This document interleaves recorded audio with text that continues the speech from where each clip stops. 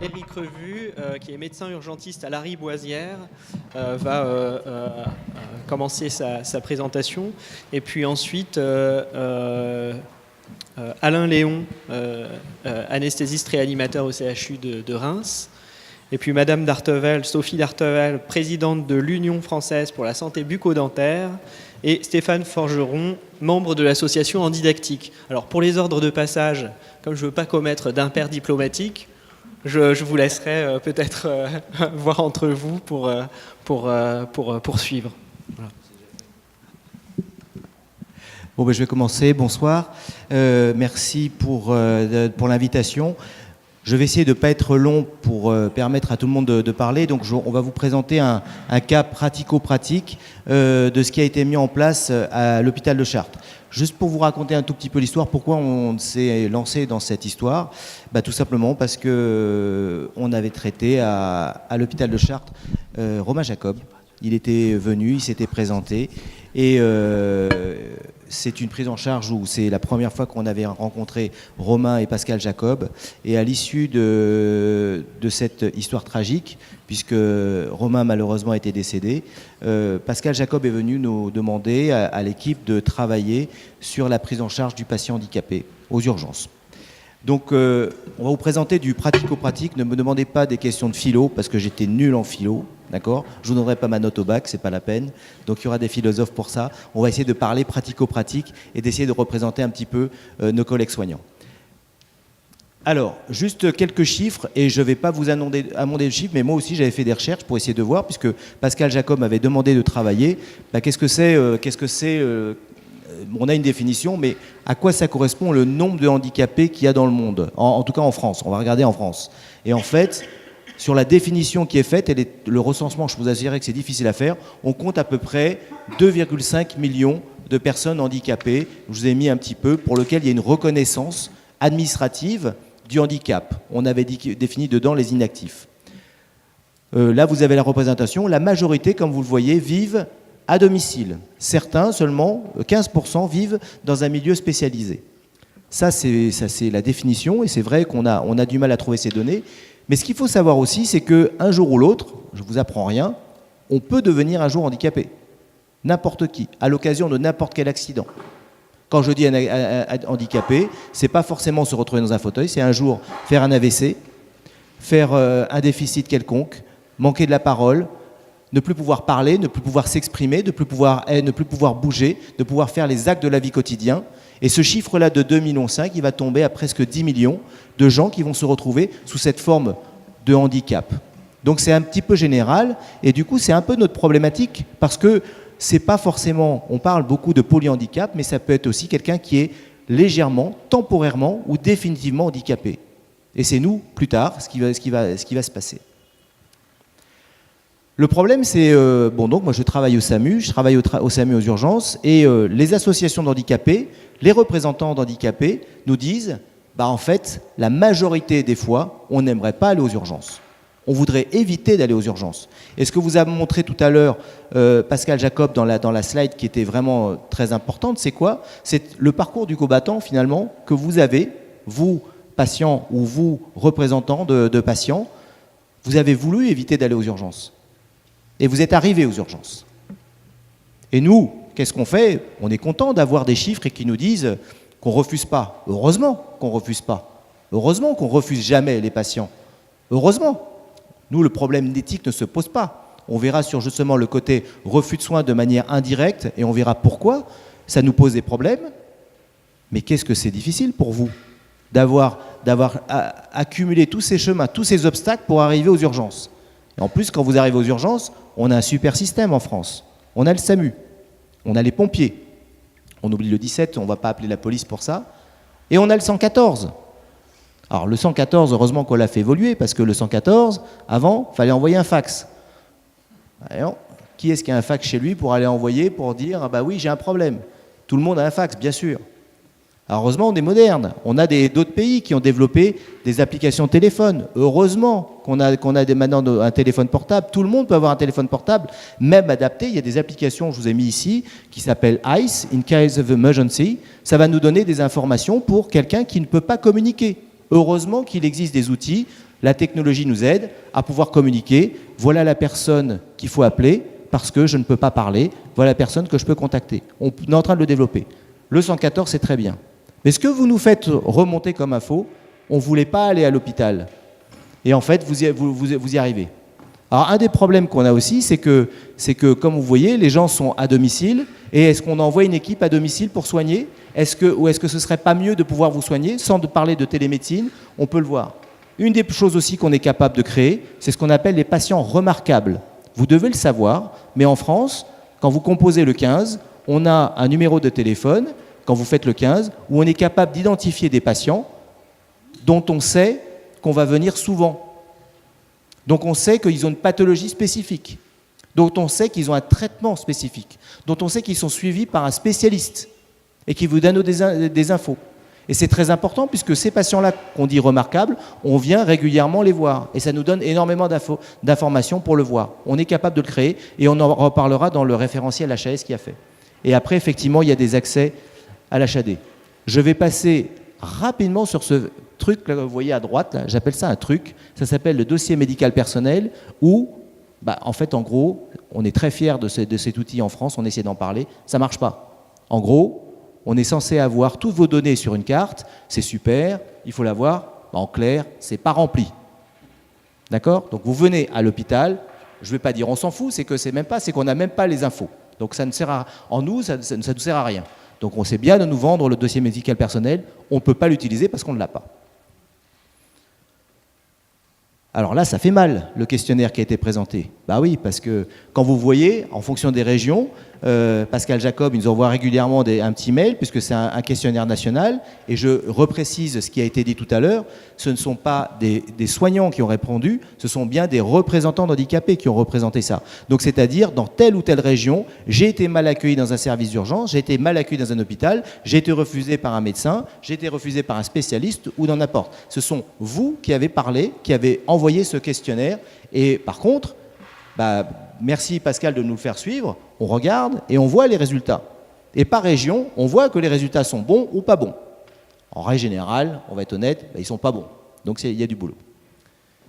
On va passer parce qu'on a déjà parlé un petit peu, mais en fait, en gros, on va plutôt voir, parce que vous avez posé la question tout à l'heure, oui, mais est-ce qu'il y a des questionnaires faits par les soignants ? Mon équipe, c'est ce qu'ils ont fait. Ils ont essayé de regarder. Pourquoi ? Parce que finalement, effectivement, c'est ça, la vraie vie, c'est quand vous arrivez aux urgences, le soignant, qu'est-ce qu'il fait ? Il voit le fauteuil d'abord. En fait, il voit les enquiquinements qui arrivent et dit « Ok, comment je vais faire ? Comment je vais faire ?» Et quand on a fait ce questionnaire, on a demandé aux soignants. Elles ont dit « on n'a pas forcément beaucoup de temps et on ne sait pas. Et un patient polyhandicapé, on ne sait pas faire.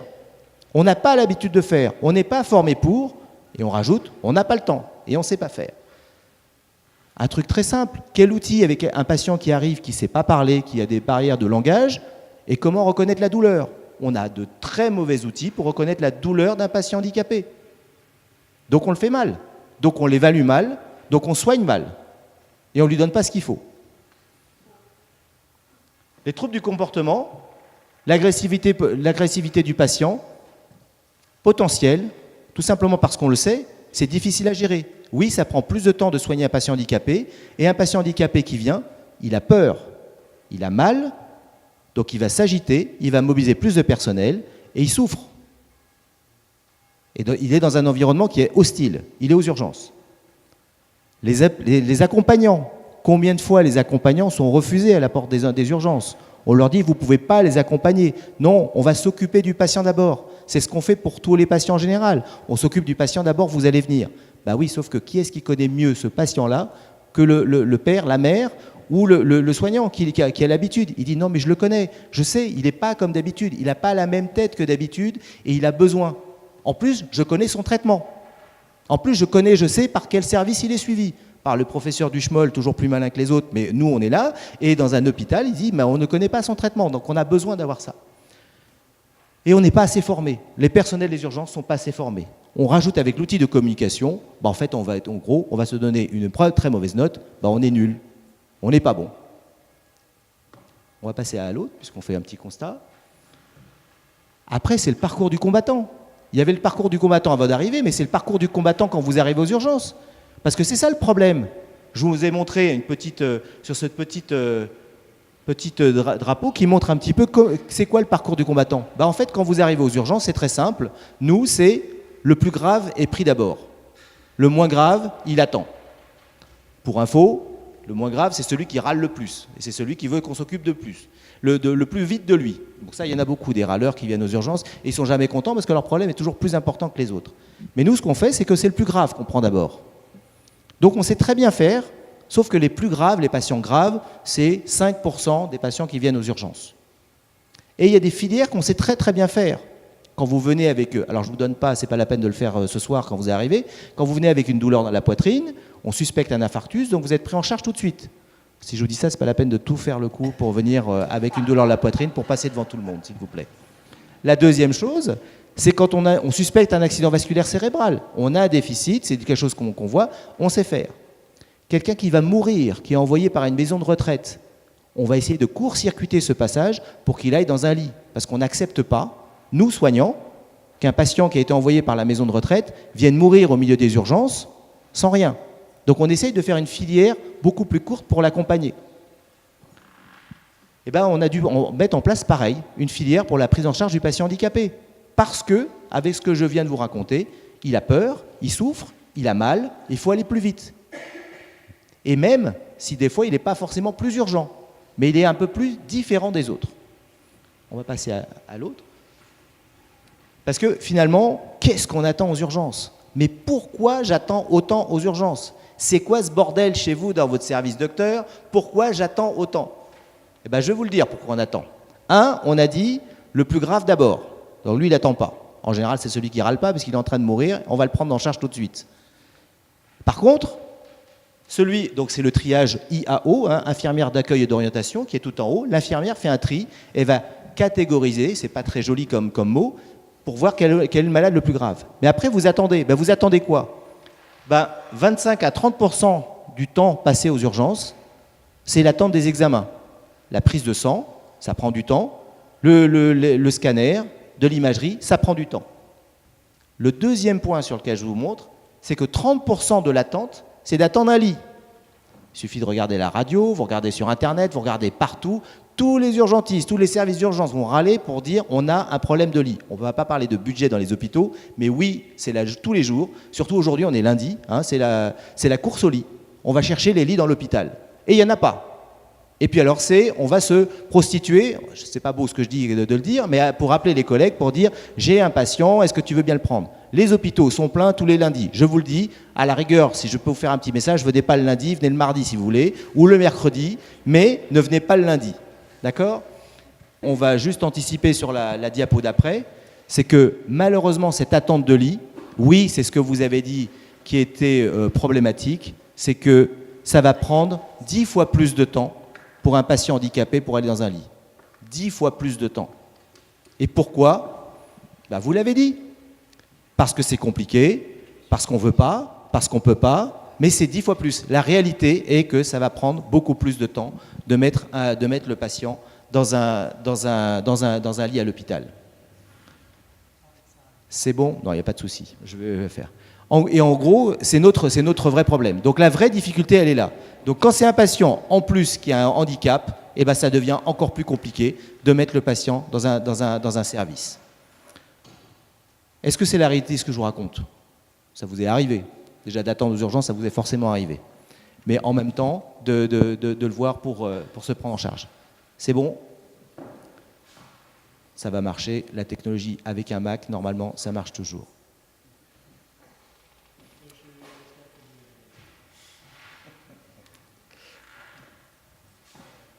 Mais c'est pas grave, je vais continuer en même temps le temps de faire. Donc on attend un lit et on attend d'être placé.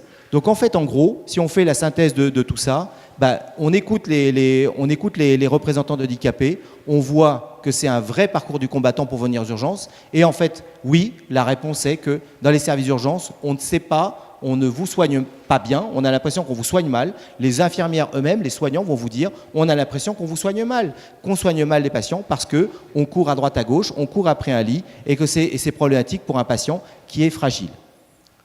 J'en profite, mais croyez-moi sur parole, en fait, un patient qui est aux urgences, qui attend, c'est 3% d'effets indésirables.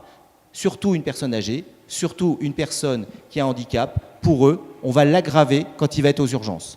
Donc, l'attente, cette attente-là qui est prolongée, et ça faisait peur dans les diapos qui avaient été montrés, on voit pour les personnes âgées, je ne sais pas si vous avez fait attention, mais la dernière ligne en bas, c'était les gens âgés de 80 ans qui attendaient pendant 7-8 heures. C'est inadmissible, parce que ce sont les patients les plus fragiles qui vont attendre dans un service d'urgence et qui vont s'aggraver. S'aggraver, c'est les escarres, des infections urinaires, une décompensation cardiaque, n'importe quel problème fait que ces patients-là vont s'aggraver. On va pouvoir passer à celle d'après, et à celle d'après encore. Comme ça, on a gagné un petit peu de temps. Voilà. C'est que malheureusement, ça prolonge les hospitalisations. Donc, en clair, plus vous restez aux urgences, plus on va vous aggraver. Et un patient handicapé, de la même manière, va s'aggraver. Ça s'appelle l'encombrement aux urgences, et c'est quelque chose qui nous est insupportable. Donc, voilà pourquoi on n'accepte pas les patients qui restent sur des brancards. On va passer là. Bref, on a un problème. Il faut changer de logiciel. On a un vrai problème. La fusée ne démarre pas. Donc c'est un petit peu ça. On va pouvoir voir. Il faut un petit peu penser les choses différemment et c'est ce qu'on a choisi de faire. On a commencé par la charge Romain-Jacob. Je suis désolé parce que normalement il y avait une belle fusée. Je me suis enquiquiné à mettre une belle fusée. Elle ne passe pas sur mon truc, mais c'est pas grave. On a commencé par la charge Romain-Jacob. La charge Romain-Jacob, on peut passer un petit peu après. C'est quoi? C'est un travail qui avait été fait en commun avec un groupe de travail national. J'ai enlevé les noms, mais c'était vraiment un groupe de travail national pour la rédaction du parcours de soins du patient quand il venait aux urgences.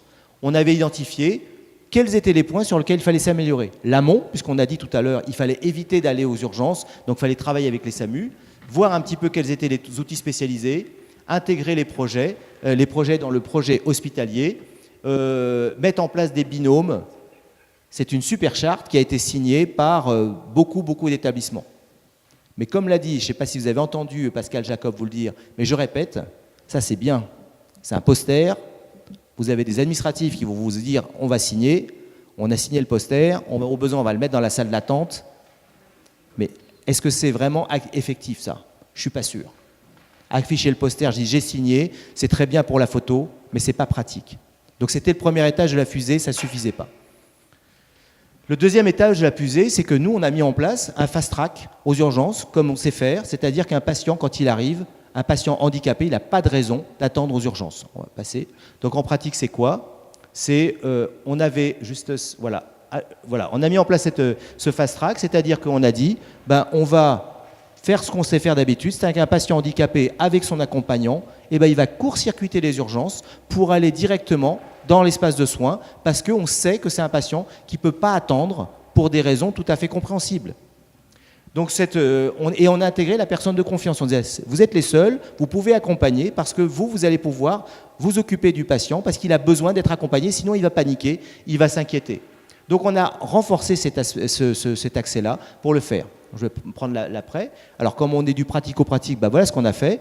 C'est des points rouges qu'on a appelés des points rouges Romain-Jacob. C'est très simple. Hein. On a préidentifié dans les services des urgences, toutes les unités qui faisaient qu'on court-circuitait. Quand il y a un patient handicapé à la porte des urgences qui arrivait, on lui dit, voilà le local où il va être orienté directement, qui était déjà spécifiquement organisé. C'était très simple, très simple à faire sur ça. Et on a identifié tout ce parcours de soins dans les urgences, là c'est les urgences de Chartres, et idem dans cette fameuse unité d'hospitalisation. Je vous rappelle ce que je vous ai dit, c'est-à-dire que quand on arrive aux urgences, il ne faut pas qu'on attende, et quand on est grave, ce patient-là, s'il pouvait court-circuiter toutes les urgences et aller directement dans un lit, on le mettait directement dans un lit qui avait été identifié. Le but, c'était de gagner du temps pour ne pas l'aggraver. Et je vais juste passer après. C'est pas moi qui perdais du temps, hein. C'est vous qui avez la technologie qui avait avancé. On va passer après. Voilà. Et on a développé ce fameux outil de communication. Donc on avait travaillé avec un outil pour communiquer entre le patient et le soignant de telle manière à ce qu'on pouvait échanger. Alors c'est un outil qui avait été développé et je remercie l'équipe infirmière qui avait travaillé sur cet outil de communication pour pouvoir communiquer. Et en fait on s'est aperçu quoi? C'est que ça servait à d'autres types de handicaps, les patients qui avaient des troubles de langage, mais même des gens qui avaient une maladie d'Alzheimer, des démences, même des enfants perdus, on l'avait utilisé. On va passer encore après parce qu'il faut que j'accélère. Voilà le chariot handicap qu'on avait mis en place. C'est un chariot qu'on a mis qui était dédié pour le patient handicapé et l'accompagnant. Donc ça veut dire qu'un patient venait, on le mettait dans l'unité du service et comme vous voyez, on avait un outil de communication qui échangeait entre le patient et le soignant et il y avait de quoi faire des soins simples qu'on mettait à disposition du soignant et de la famille pour pouvoir échanger. On va passer un petit peu sur cette photo. Pareil, pour donner un petit peu le détail, donc c'est l'équipe infirmière qui a travaillé avec des équipes de représentants handicapés pour voir de quoi vous avez besoin comme outils spécifiques qui sont là. Il n'y a pas de médicaments dedans, parce qu'on ne veut pas non plus qu'il y ait de gags. C'est nous qui délivrons les médicaments, mais par contre, c'est accessible à tout. Et ça a été présenté à notre congrès urgence pour que ce ne soit pas que le nôtre, c'est que ce soit celui où tous les services d'urgence puissent l'utiliser de la même manière. De la même manière, on a travaillé avec Santé BD pour un outil que vous pouvez télécharger sur votre téléphone, sur vos tablettes, pour faire uniquement le parcours de soins que vous trouvez. Ce sont des outils de communication qui sont gratuits, que vous pouvez télécharger, qui vous permettent de discuter et d'échanger et d'expliquer sur un parcours de soins à un patient handicapé. Voilà ce qu'on va vous faire comme soin. C'est de l'entrée des urgences à la sortie. On va vous expliquer qu'on va vous faire une radio, on va vous donner un traitement et vous allez sortir, on va vous faire un plâtre. Donc c'était du pratico-pratique et ça a été testé avec justement des gens qui avaient ce problème de communication. Donc ça a été testé avec des soignants. On va passer. Ça ne suffisait pas. Ça ne suffisait pas parce que ça c'était bien au niveau des urgences. On a développé le projet Handisanté en Eure-et-Loire. On va passer. Et en fait c'est quoi ?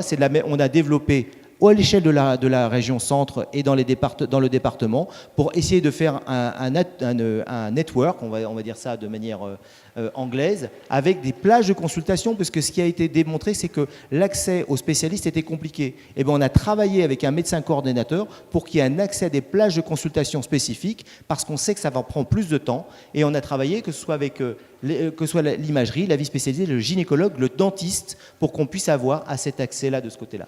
On a travaillé pour généraliser le chariot Romain Jacob et on a dit l'outil de communication qu'on a développé, il est ouvert à tout le monde. Pour le partage, vous pouvez l'utiliser, il est gratuit. Ça ne suffisait pas. On a mis en place le référentiel HAS, donc on a travaillé sur ce travail-là pour qu'on impose aux hôpitaux, c'est simple, on a dit tout à l'heure il y avait la loi, mais en même temps on a une démarche qualité à faire dans les hôpitaux, mais on a dit on peut passer, c'est ce fameux référentiel HAS qu'on utilise pour améliorer la continuité. Voilà les points qui ont été retenus sur ce référentiel qui a été publié en 2017 qui dit que les hôpitaux, si vous voulez vous mettre aux normes et être accrédités, donc c'est tous les 3 ans, vous devez respecter cet engagement sur la prise en charge du handicap. Ça, c'était les points qui ont été sortis. On va juste passer après. On a également mis un patient traceur sur une grille de soins qui fait qu'on oblige l'hôpital pour dire « Ah ben maintenant, est-ce que vous êtes normé au niveau de l'hôpital? Est-ce que vous avez une filière de handicap pour la prise en charge aux urgences de telle manière à ce qu'on puisse en prendre en charge correctement un patient handicapé ?» Ce qui est bien, c'est que ça, à l'étendre à un référentiel HAS, les établissements sont obligés de se mettre aux normes et ils sont notés s'ils n'ont pas respecté ce point-là. Donc c'est un point qui incite complètement, non pas par la loi, mais de manière indirecte, en disant « Vous voulez vous faire accréditer ? Eh bien, vous devez remplir ces points-là. Sinon, vous perdez votre accréditation. » J'ai bientôt fini. Et on développe à l'échelon à partir de l'année prochaine un projet de recherche qui va être européen et coordonné par plusieurs établissements, justement pour que ce qu'on a mis en place, on le développe, justement parce qu'il y a des pays européens qui sont bien plus en avance que nous de ce côté-là et qui vont nous aider. Donc on a des correspondants espagnols, allemands, anglais qui vont travailler avec nous sur ce projet pour pouvoir faire que cette étape-là se développe. J'ai bientôt fini. Et en fait, j'aime bien cette photo, parce qu'en fait, ce que vous avez dit, madame, c'était tout à fait vrai, c'est que c'est à l'hôpital de s'adapter aux patients handicapés. Et donc ça, c'est une photo d'un coiffeur qui est en train de soigner un petit garçon qui est autiste. Et en fait, le seul moyen d'arriver à le coiffer, il est obligé de se mettre au sol. Donc c'est à nous soignants, de nous adapter aux patients et non pas le contraire. Voilà, vous pouvez mettre la fin. C'est ma petite fusée qui décolle. Merci.